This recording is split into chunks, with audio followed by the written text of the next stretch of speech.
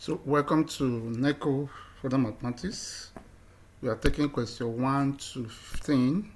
So make sure you like, subscribe, and share this video to friends and others who are writing further maths. Let's look at question 1 straight up. 1A. It says research on 20 people shows that 16 of them watch Premier League, while 8 watch Nationwide League. Find the number of people that watch both leagues if each of them watch at least one of the two leagues. So this is nothing but a set. So let's go quickly. So the universal set is 20. So I'm going to have my universal set, question 1A, is 20. The number that watch Premier League is 16, while Nation League is 16. The number that watch Nationwide League is 8, while the number that watch Premier League intersection Nationwide League, we don't know the number, let's call it X. So from there, we have to draw a Venn diagram. We do the question do not request for it. That is how to solve set involving kind of question like this. So I draw my Venn diagram. So my universal set here is 20. So I have two sets. This is the Premier League, while this is the Nations League. So Premier League is 16. Nations League is 8. Where both of them means is x. So here is now 16 minus x. Here is 8 minus x. So with that, we can evaluate the value now of x. I will say 20 is equals to 16 minus x plus 8 minus x. So we have that minus x plus x is 0.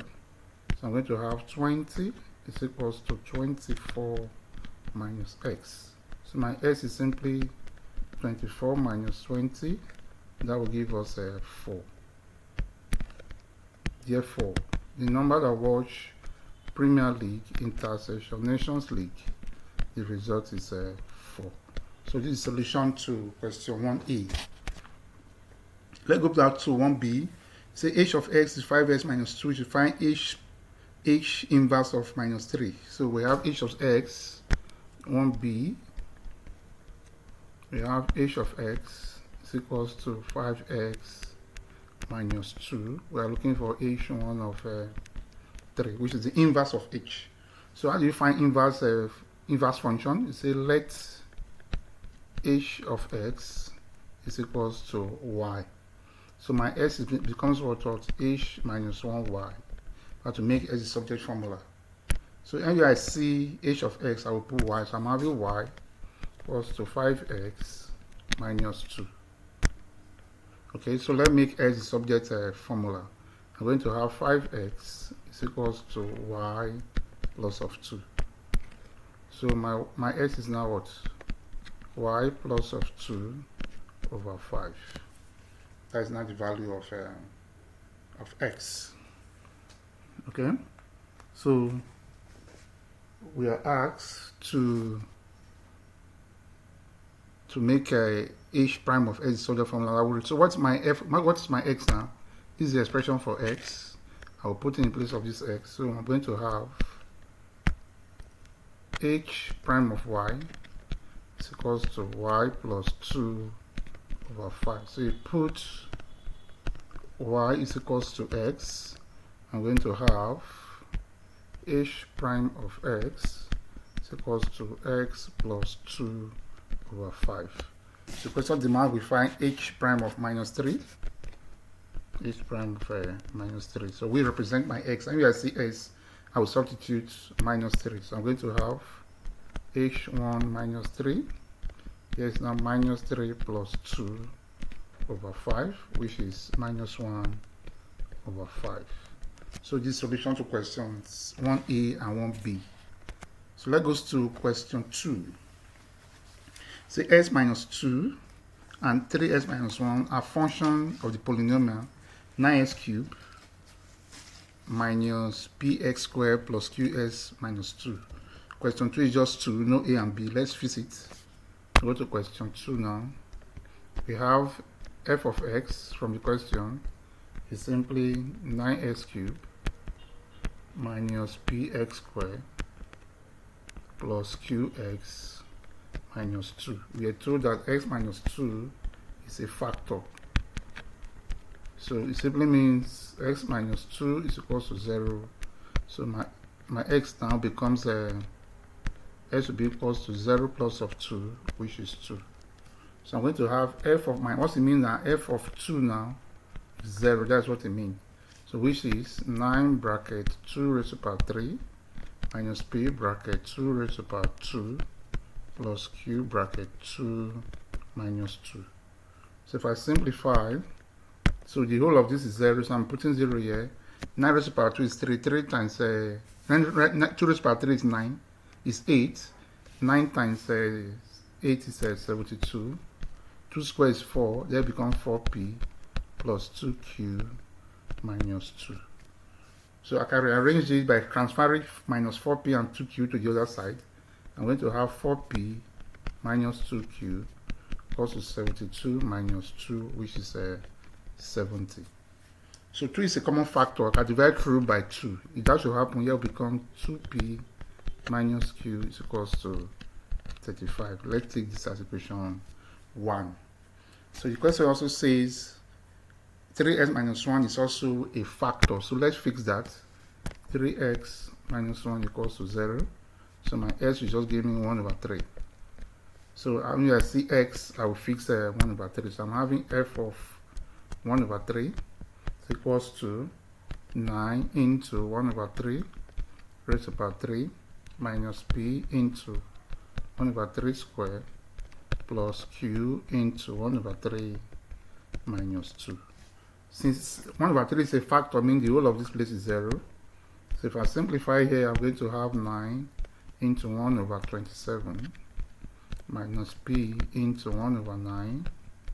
Here you'll give me plus q over 3 minus 2. So I can cancel out here. 9 here 1, 9 here is 3.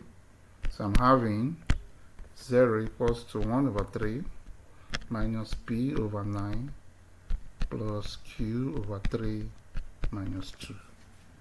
So let's transfer minus p over 9 and q over 3 to the other side. I'm going to have p over 9 minus q over 3 equals to 1 over 3 minus 2 over 1. If I take LCM on the right hand side, I'm going to have 1 minus 6 over 3, which is minus 5 over 3. So let's also take LCM on the left hand side. The LCM will be 9. So I'm having 9. Here is now p minus 3q is equals to minus 5 over 3. I can cancel out 3 here 1, 3 here is 3.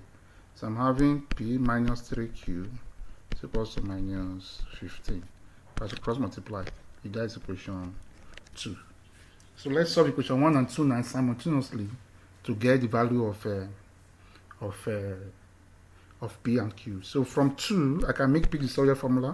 From 2, where is now my p? My p will give me 3q minus 15. Let's call this equation 3. So put p from 3 into 1. So what equation 1 says? Equation 1 says that 2p minus q is equals to 35. That's what it says. So let's substitute now our p where we find the p. So what are we going to have? I'm going to have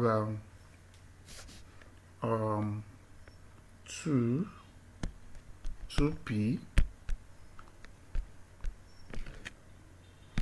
I'm going to have 2p minus 2p minus q. Let me take that again. So from here now I'm going to have 2 into 3q minus 15 minus q is equals to 35. So that's what we have. So let's simplify this. If I open the bracket, I'm going to have 6 6q minus 30.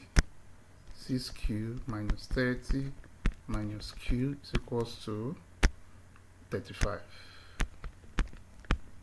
So I can collect like terms here. 6q minus 1q give us 5q is equals to 35 plus of 30. That will give us 65. Therefore, my q is simply 65 over 5. That will give me 13.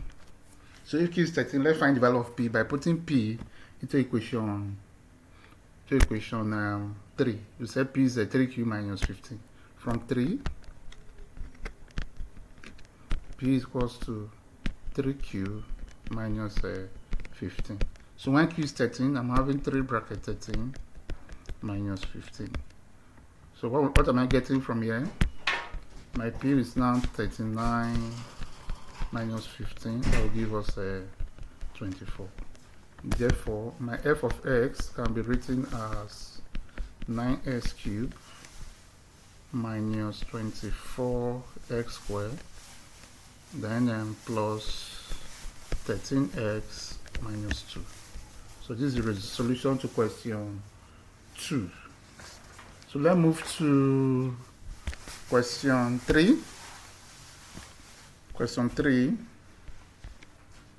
is a definite integral. We have 2x. Let's simplify that. Question 3. We have integral. Upper limit is 4, lower limit is 1. 2x into 3x minus 1 over root x dx. Okay, so I can solve by using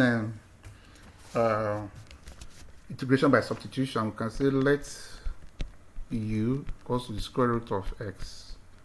What implies that my s becomes u raised to power 2. If I differentiate both, I'm going to have dx equals to 2u du. So let's substitute now.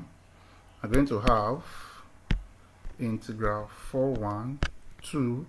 2x now become 2u squared into 3u squared minus 1 over u times 2u du. So u can cancel u.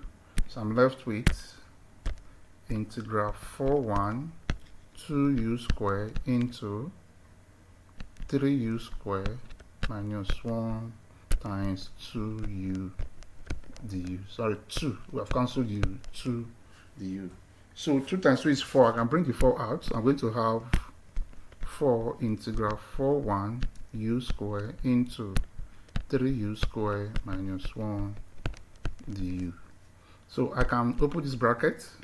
I'm having 4 integral here become 3u raised to power 4 minus u squared du. So I can now integrate now. If I integrate, I'm going to have 4 into 3u raised to power 5 over 5 minus u raised to power 3 over 3 plus c. We have 4 upper limit and lower limit as 1. So where's my u? Don't forget what we said as u. Our u was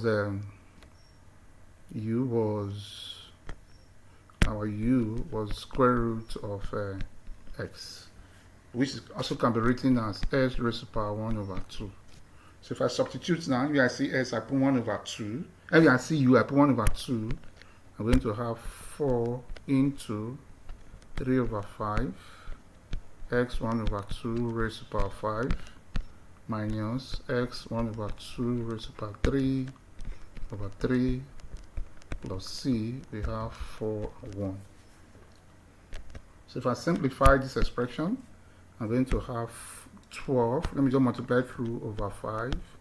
Here become x 5 over 2 minus 4 over 3 x 3 over 2 plus c. We have 4 and 1. So here I see s, I put 4. Here I see x, I also put 1. I'm going to have 12 over 5. Here is now 4, 5 over 2, 4 over 3, 4, 3 over 2. Minus, when s is 1, I'm having 12 over 5, 1, 5 over 2, 4 over 3, 1, 3 over 2. So 4 is 2 raised by 2.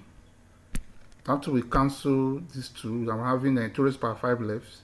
And 2 raised by 5 is 32 times 12. That will give us 384 over 5 minus 2 raised by 2 is 2, cancel 2, I left 2 raised by 3 is 8. 8 times 4 is 32 over 3 minus, here remains 12 over 5 minus 4 over 3. So if I take LCM, on the first bracket, the LCM will be 15. I'm going to have, my LCM is 15. Here will give me 15 to 5 is 3. 3 times 384, that will give me 1152 minus 32 times 5, that will give me 160. Minus, also take LCM here is also 15. Here will give me 36 minus 20. So the first one we're having 992 over 15 minus 16 over 15. My LCM is 15. I'm having 992 minus 16. The answer is now 976 over 15. This is solution to question 3. So let's look at question 4. It said point C is a fixed point on the line AB. So question 4. So let's assume this is a fixed line AB. Say C is a fixed point. So let's see here is C now on the line AB, such that AC equals to BC.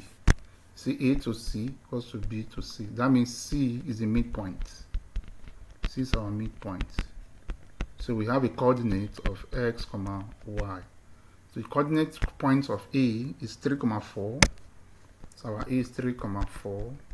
While our B is 5, 8. So question 1 say we should find the coordinates of C. Easy. So the midpoint, CC is the midpoint. I'm going to have x as x2 plus x1 over 2. So what's our x2? Don't forget this x1, y1. This is x2, y2.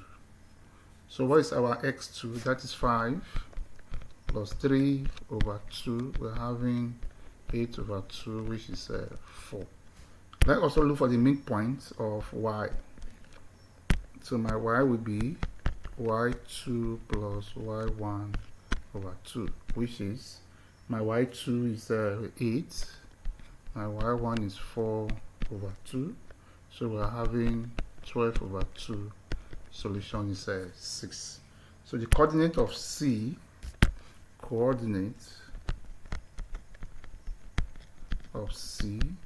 is now 4, 6. So that is solution to question 4A. So let's look at 4B. 4 Roman figure 2, I mean, say find the equation of line AB. Equation of line AB, this is 4 Roman figure 2. For find the equation of line, first of all, look for the gradient. My gradient M is y2 minus y1 over x2 minus x1. So what's my y2? Is 8 minus 4. x2 is 5 minus 3. Here's now 4 over 2. The gradient equals to 2. So let's check if it's parallel, perpendicular. They didn't say, so I'm going to have y minus y1 equals to my m into x minus x1. So if I simplify this, what is my y1? My y1 is 4, equals to, gradient is 2, x minus x1 is 3. So I'm having y minus 4 equals to 2x minus 6. So let's make y the subject formula. My y becomes what? 2x minus 6 plus of 4, which is 2x minus 2. So this is now the equation of the line AB. So we are done with question 4. Let's look at question 5. Question 5 is vector. So this is cross multiplication of A and B. So let's take out vector A and vector B. Question 5. Vector A is given to us as 3i minus 4j plus 5k. Vector B was given as 6i plus 5j minus 4k. Let me double check to be sure. Yes, that's exactly what we have. So what's my A times B? So my A times B, which is a cross multiplication, I'm going to have I, j, k in determinant form. Here is now 3 minus 4, 5, 6, 5 minus 4. So we apply the concept of determinants to simplify this. So I'm having I into minus 4, 5, 5 minus 4, minus j into 3, 6, 5, 4, plus k into 3, 6, minus 4, 5. So we multiply. So I'm going to have r into, here is 16 minus 25. Then here is minus j into 12 minus 30 plus k into 15 plus 24. So what are we having from here? If you simplify this, here will give us minus 9i plus 18j plus 39k. These are the cross products of A and B. Then remember got 2, so we should find the absolute value of the cross product now. 5 remember got 2. So I'm having A times B, the absolute, which will give me minus 9 square plus 32. That is minus, go back, we have minus j, so it ought to be minus 4. I notice there's an error, so you're supposed to be minus 12. Okay, yeah, it's now minus, yeah, the j now supposed to be plus 42j, plus 42j. That's our j. So here become 42 square plus, here is 39 square. So that will give us 9 square is 81. Then 42 square is 1764. If I press 39 square from my calculator, I'm going to have 1521. So what is that? If I sum up, it's going to give me 3366. So if you use this standard scientific calculator, you're going to have 3 roots 374. Or in other words, you can write it as 9 times 374 is the same thing. Since 9 is a perfect square, I'm going to have 3 roots 374 as the answer to question 5 Roman figure 1 and Roman figure 2. So let's look at question 6. So the velocity of a car of mass 600 kilograms is reduced from 9 meter to 3 meter over a distance of 0.16 kilometer. Calculate the magnitude of the force acting on the car. So, question 6. If you want to draw the velocity time graph, you can see it's moving from 9, it changes from 9 to 0.3. So it's deceleration. It's not acceleration, it's deceleration. Meaning the value will be negative. Okay? The value will be negative. So from 9 to 3. So that means this is initial velocity, this is the final. So they gave us u now is my 9 meter per second. V is 3 meter per second. Then m is 600 kilogram. M is 600 kilogram. Then the distance given to us is 0.16 kilometer. So we convert to meter, that means 0.16 times 1000. That will give us 160 meters. So, question says we should find the force. Okay?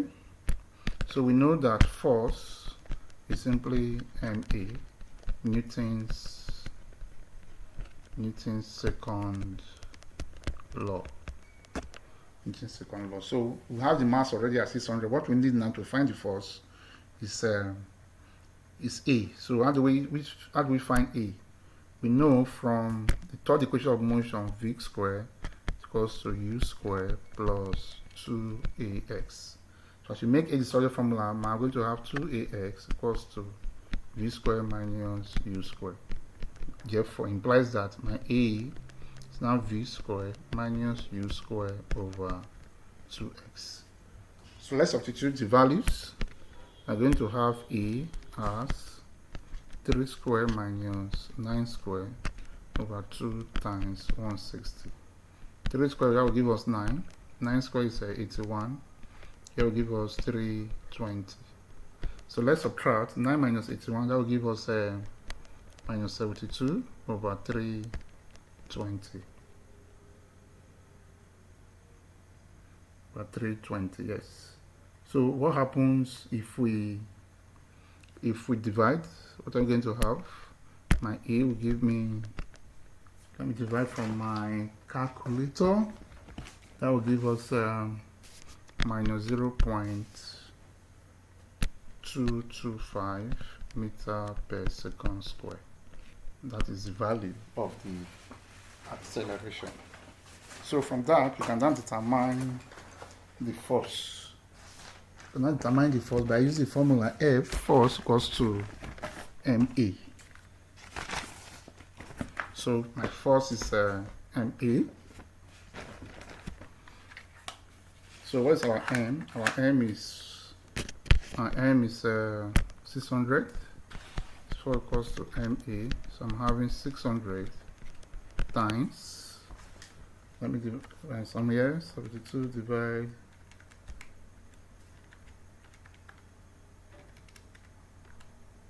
times 0.225.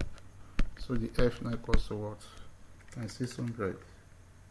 That will give me minus 135 Newton, which can also be written as 135 Newton acting in negative direction. Yes, so it's the resistant force. It's not a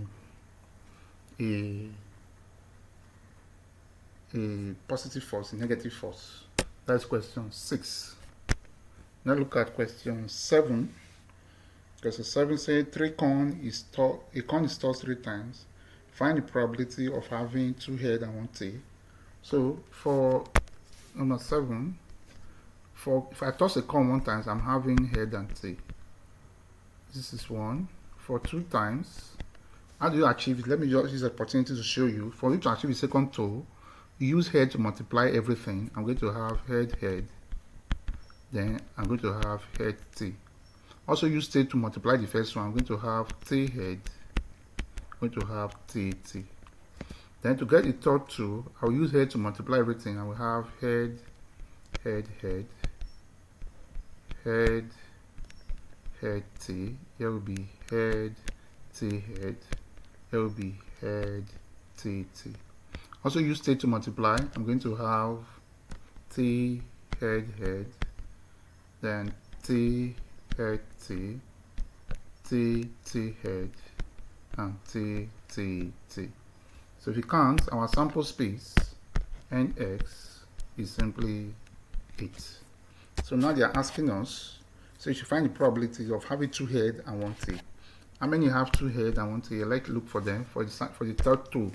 2 heads, 2 head, 1 tail. 2 head, 1 tail is 3. So the probability, prob 2h and 1t is the number that have 2h and 1t over sample space, which is simply 3 over 8. That is 7 Roman figure 1. So let me put it correctly. 7 Roman figure 1. So let's go to 7 Roman figure 2. It said note T. Note T is simply one guy here. this one that has no t.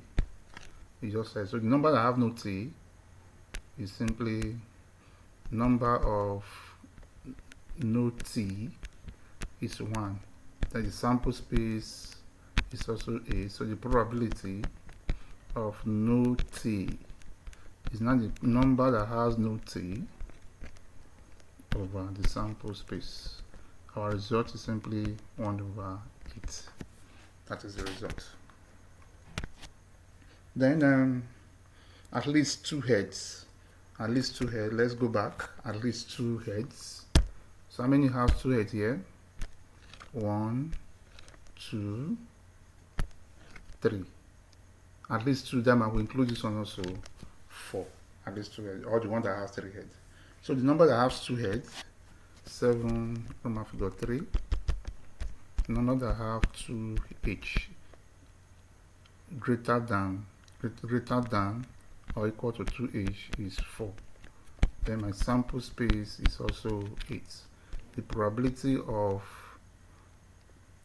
greater than equals to 2h is equals to number greater than equals to 2h over the sample space. That will give us 4 over 8, and the result is 1 over 2. 4 here 1, 4 here is 2. We are having 1 over 2. So that's question 7. We are done with the whole of question 7. Then move to question 8. If you have not subscribed to this channel, please do so, like and comment. We are going to post chemistry, economics, English, and chemistry. So follow through, including technical drawing. So follow through. So let's get the number of question 8 now. This is question 8.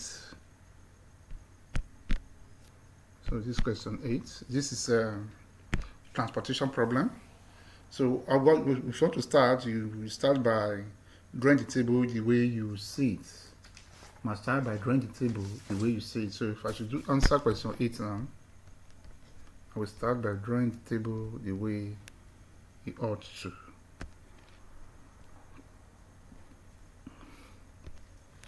So this is we have Benue, we have Ondo, then we have Castina, then this is the demand. This is the demand. Here we have Ikeja. Here we have Lokoja. Here we have Abakaliki. So here we have the supply. So the first number we have here is 11. Here is 9. Here is 3. Demand is 14. Here is 8. Here is 6. Here is 5. My demand is 11. Here is 7, 4, 2. Demand is 5. Here is a supply 13, 10, 4, then 7. Here is now 30. So if you add 13, 10, and 4, and 7, that will give you 30. If you add 14, 11, and 5, for both the demand and supply must be the same. It will also give you 30. So this is a balanced transportation problem. So how do you solve or get the total transportation cost? Now you compare the supply, and the demand.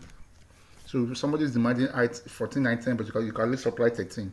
So you tell I can only supply 13 to Ikeja, meaning there's nothing here to supply again. Meaning if for fit supply 13, one product is also one of the demands has not been fulfilled. So you have 10 supply now against one demand. You can say, okay, I can supply. You cannot supply the one. You can supply one. I'll be left with next SS supply is 99. So here is 1. You can supply 1 to this. So I have the SS supply. So you're not comparing the 9 supply and the 11 supply. and 11 demand. Somebody demanding 11, but you can only supply 9, so 2 is left. So meaning you are supplying 9 here. Okay, there's nothing left here. You have 0 here. So you now have 7 supply against 2 demand. Yeah, you can easily supply 2. There's nothing left here, meaning 2 is coming here. You are left with 5. You can see here is 5, 5. You can supply and demand and it's not complete. So here is 5. Here will be left with nothing. Here left with nothing. So the total transportation cost now, you set. Let me isolate them. We have 1, 2, 3, 4, and 5. So I'm going to have my total cost is simply 11 times 13, which is the first one, plus 9 times 1, plus 6 times 9, plus 5 times 2, plus 2 times 5.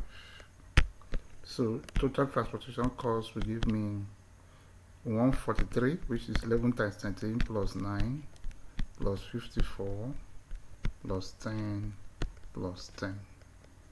So CT will give us let me say, how did they express the money? How did they express it? Is it in naira or in pounds? It should be in naira because in thousands.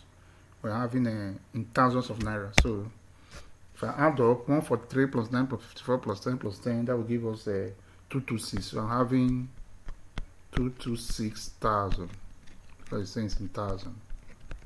226,000 naira. That's the total transportation cost. So question 1 to 8 has been trashed. So we are going to go to section 2, which is question 9 to 15. So if you are not subscribed, please do so, like, share, and comment. See you in section 2 video.